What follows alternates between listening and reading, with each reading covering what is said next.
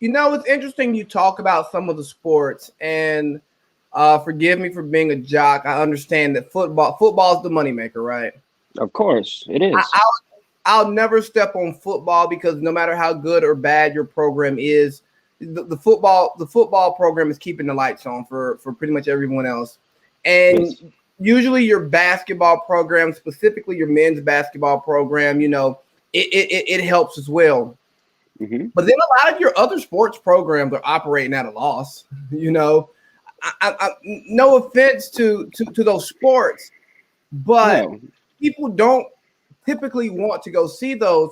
So you talk about how the arts don't get the love that they get. It's really unfortunate that they're not afforded the same opportunities that say a women's soccer, a volleyball, even a wrestling is offered. And Cast has a great wrestling program, but I mean Hmm. they're not packing out the arena or the gym for people to go watch wrestling. But we will make excuses for our sports, but we won't do the same for our arts. Right. Now, why is that? I think that a lot of people don't have an understanding of what the arts are. They don't understand the outlet that it provides for people. And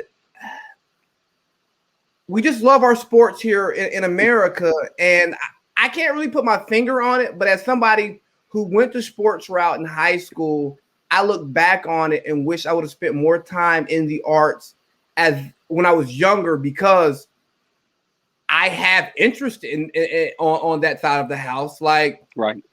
I do a podcast, but I'm also there's content, other types of content that I want to create. But you know what I mean? It would have been nice to have a background in that. You look at somebody like Bam Bam and what Bam Bam is doing and all the recording that he's doing, and it's stuff Yes. he was doing in middle school and high school, and now he's finally monetizing it as an adult. There was a place for him in the arts to work on that and refine those skills at an earlier age. There was. Definitely. Back in, we called it the Drama Club, which is there was a drama club and then there was the International Thespian Society, which I was a part of both. But his work would have definitely been in drama club because he would have been able to stage the frame. He would have been able to start the lighting, been able to keep the music on cue. Like there are very many jobs out there. Like talking back to J.D. Williams is a very powerful writer, and he is actually on the New York Times bestseller. We just had him at one of our meetings. He was saying how fortunate it is that he was very diverse growing up in New York. He actually grew up in Queens in New York, and he was very versed in the arts. He was very versed in culinary. He was very versed in mechanics. Back then, in the era that they grew up in, it was very a hands-on, materialistic world like that.